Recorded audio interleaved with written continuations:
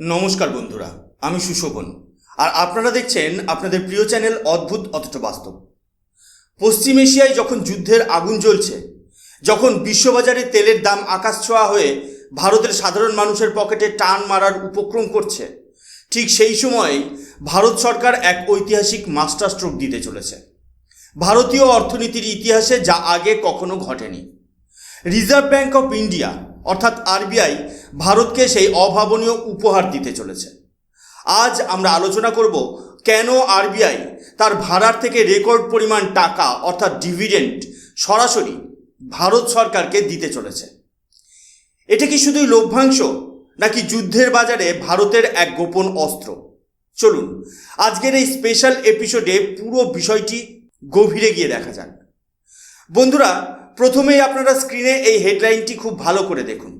এখানে পরিষ্কারভাবে বলা হয়েছে যে এই বছর অর্থাৎ 2026 সালে দাঁড়িয়ে reserve bank of India Bharat সরকারকে ইতিহাসের সবথেকে বড় অঙ্কের লভ্যাংশ বা ডিভিডেন্ড প্রদান করতে চলেছে। আপনারা যদি ভাবেন এটা প্রতি বছরের মতো একটা সাধারণ অর্থনৈতিক প্রক্রিয়া, তবে আপনারা ভুল ভাবছেন। এর পেছনে লুকিয়ে আছে এক বিশাল ভূরাজনৈতিক চাল এবং ভারতের অভ্যন্তরীণ অর্থনীতির এক ইস্পাত কঠিন ভিত্তি। পরিসংখ্যানের দিকে তাকালে আপনি চমকে যাবেন। গত অর্থবর্ষে অর্থাৎ 2024-25 সালে আরবিআই 2.11 লক্ষ কোটি টাকা সরকারকে দিয়েছিল। কিন্তু এবারের পরিস্থিতি সম্পূর্ণ আলাদা। কেন? কারণ বর্তমান গ্লোবাল সিনারিও বা বিশ্ব পরিস্থিতির দিকে একবার চোখ ফেরান। একদিকে ইউরোপের বড় বড় দেশগুলো ধুঁকছে, আমেরিকা রিসেশন বা মন্দার আশঙ্কায় দিন গুনছে, সেখানে ভারত তার রাজকোষকে রেকর্ড পরিমাণ অর্থ দিয়ে শক্তিশালী করছে। এটা কোনো ম্যাজিক নয়, এটা হলো ভারতের সুচিন্তিত অর্থনৈতিক পরিকল্পনার ফসল। এখন প্রশ্ন হলো, আরবিআই কেন এই টাকা দিচ্ছে? আরবিআই তো কোনো ব্যবসা করার প্রাইভেট কোম্পানি নয়, এটি ভারতের সেন্ট্রাল ব্যাংক। ভারতের সমস্ত সরকারি এবং বেসরকারি ব্যাংকের লাগাম রয়েছে এদের হাতে। কিন্তু এদের আয়ের একটা বড় অংশ থাকে সারপ্লাস বা উদ্বৃত্ত হিসেবে। সহজ ভাষায় বললে, সারা বছর কাজ করার পর সব খরচ মিটিয়ে আরবিআইয়ের হাতে যে বাড়তি লাভটা থাকে সেটাই তারা সরকারকে দেয়। ঐতিহাসিকভাবে দেখলে বিষয়টি আরও পরিষ্কার হবে। আপনারা যদি ইউপিএ সরকারের আমল বা মনমোহন সিংয়ের সময়কাল দেখেন, তখন এই লভ্যাংশের পরিমাণ ছিল অত্যন্ত সামান্য, কখনো 30,000 কোটি, কখনো বা তারও কম। কিন্তু 2014 সালের পর থেকে, যখন থেকে মোদী সরকার ক্ষমতায় এসেছে, এই আয়ের গ্রাফ অবিশ্বাস্যভাবে উপরের দিকে উঠতে শুরু করেছে। আপনাদের মনে আছে 2018 সালের সেই উত্তাল সময়ের কথা, যখন তৎকালীন আরবিআই গভর্নর উর্জিত প্যাটেল লভ্যাংশ দেওয়া নিয়ে দ্বিমত পোষণ করে ইস্তফা দিয়েছিলেন। তখন দেশের এবং বিদেশের বহু বুদ্ধিজীবী এবং মিডিয়া হাউস চিৎকার করে বলেছিল যে ভারতের অর্থনীতি ভেঙে পড়বে, আরবিআইয়ের স্বাধীনতা শেষ হয়ে যাচ্ছে। কিন্তু ভারত সরকার তার সিদ্ধান্তে অটল ছিল। সরকার জানতো যে অলসভাবে পড়ে থাকা টাকা যদি দেশের পরিকাঠামো বা ইনফ্রাস্ট্রাকচার ডেভেলপমেন্টে ব্যয় করা যায়, তবেই দেশ এগোবে। তারই ফলশ্রুতিতে গঠিত হয়েছিল বিমল জালান কমিটি। এই কমিটি একটি স্পষ্ট এবং স্বচ্ছ নিয়ম বা ইকোনমিক ক্যাপিটাল ফ্রেমওয়ার্ক তৈরি করে দেয় এবং 2026 সালে দাঁড়িয়ে সেই বিমল জালান কমিটির নিয়মই ভারতের অর্থনীতির জন্য এক বিশাল রক্ষা কবচ বা শিল্ড হয়ে দাঁড়িয়েছে। আজ যখন পশ্চিম এশিয়া এই যুদ্ধের দামামা বাজছে, তখন আমাদের বিদেশি মুদ্রার ভাণ্ডার বা ফরেন এক্সচেঞ্জ রিজার্ভ আর আরবিআইয়ের এই রেকর্ড মুনাফা হলো সেই ঢাল, যা ভারতকে বিশ্বের দরবারে মাথা উঁচু করে দাঁড়িয়ে থাকতে সাহায্য করছে। এই টাকা কোনো অনুদান নয়, এটা ভারতের শক্তিশালী শাসন ব্যবস্থার এক নিখুঁত পাওনা। এখন আসা যাক কেন এটা এখন সব থেকে বেশি জরুরি। বন্ধুরা, আপনারা জানেন যে ওয়েস্ট এশিয়া ক্রাইসিস বা মধ্যপ্রাচ্যের অস্থিরতা ভারতকে সরাসরি আঘাত করতে পারে। কেন? কারণ ভারত তার তেলের চাহিদার প্রায় 80% বিদেশ থেকে ইম্পোর্ট করে। যখনই ইরান বা ইসরায়েলের মধ্যে উত্তেজনা বাড়ে, তখনই ক্রুড অয়েলের দাম বাড়তে শুরু করে। এই আর্টিকেলটিতে স্পষ্টভাবে লেখা আছে যে ভারত সরকার একটি ফিস্ক্যাল কুশন বা আর্থিক নিরাপত্তা বলয় তৈরি করতে চাইছে। দেখুন, বিশ্ববাজারে তেলের দাম বাড়লে সরকারের কাছে দুটি পথ খোলা থাকে। হয় সাধারণ মানুষের উপর ট্যাক্স বাড়িয়ে তেলের দাম বাড়িয়ে দাও, নয়তো সরকার নিজে থেকেই ভর্তুকি বহন করুক। কিন্তু ভারত সরকার চায় না সাধারণ মানুষের ওপর এই বোঝা চাপাতে। তাই এই অতিরিক্ত টাকা বা সারপ্লাস প্রফিট সরাসরি অয়েল সাবসিডি এবং দেশের পরিকাঠামো বা ইনফ্রাস্ট্রাকচার ডেভেলপমেন্টে ব্যবহার করা হবে।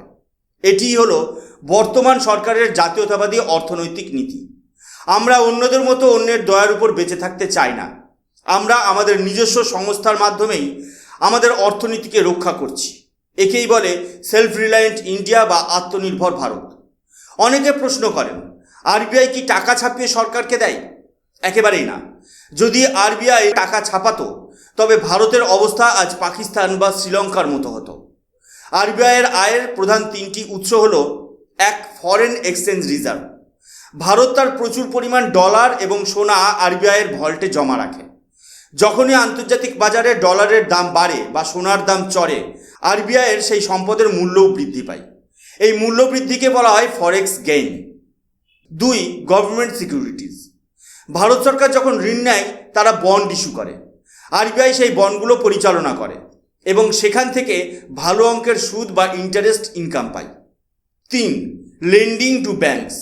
দেশের এসবিআই এবং পিএনবির মতো ব্যাঙ্কগুলোর যখন টাকার প্রয়োজন হয় তারা আরবিআইয়ের কাছে যায়।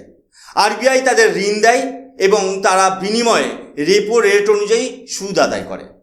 মনে রাখবেন বন্ধুরা, এই আয় কোনো সাধারণ ব্যবসা থেকে নয়, এটি ভারতের শক্তিশালী মুদ্রানীতির ফল। 2025-26 সালে আরবিআইয়ের ফরেক্স রিজার্ভ প্রায় $700 বিলিয়ন ছাড়িয়ে গেছে। আর এই বিশাল সম্পদের সঠিক ব্যবহারের ফলেই আজ ভারত বিশ্বের দ্রুততম ক্রমবর্ধমান অর্থনীতি। বন্ধুরা, এই মুহূর্তে স্ক্রিনে থাকা ইকোনমিক টাইমসের এই নিউজ আর্টিকেলটি খুব ভালো করে লক্ষ্য করুন। এখানে একটি টেকনিক্যাল টার্ম ব্যবহার করা হয়েছে, ফিসক্যাল ডেফিসিট বা রাজকোষ ঘাটতি। সহজ ভাষায় বলতে গেলে, যখন সরকারের আয় তার ব্যয়ের তুলনায় কম হয় তখন এই ঘাটতি তৈরি হয়।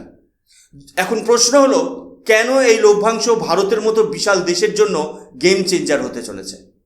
দেখুন, যখনই সরকারের হাতে এই ঘাটতি মেটানোর মতো টাকা থাকে না, তখন সরকারকে বাজার থেকে চড়া সুদে ঋণ নিতে হয়।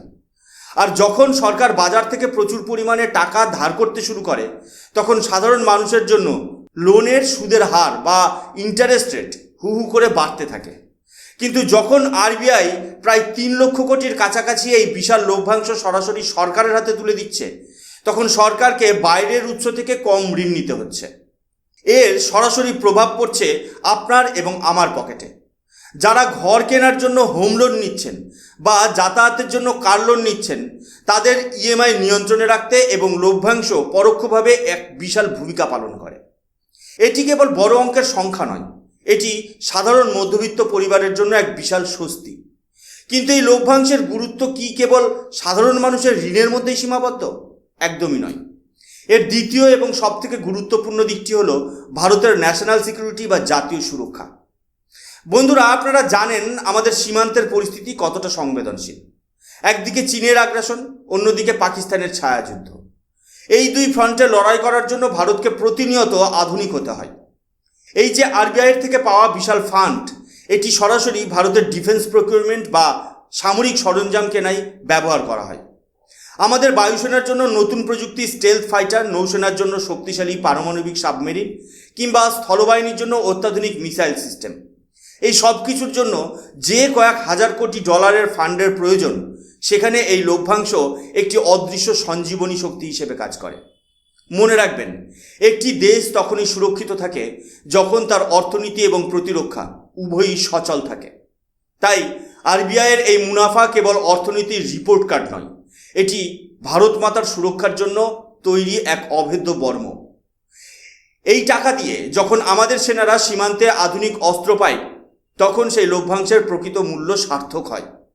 বিশ্বের উন্নত দেশগুলো আজ যেখানে ধুঁকছে, সেখানে ভারতের এই মডেলটি এখন গ্লোবাল স্টাডির বিষয়। আমেরিকার ফেডারেল রিজার্ভের দিকে তাকান, তারা মুদ্রাস্ফীতি নিয়ন্ত্রণে আনতে গিয়ে নাজেহাল।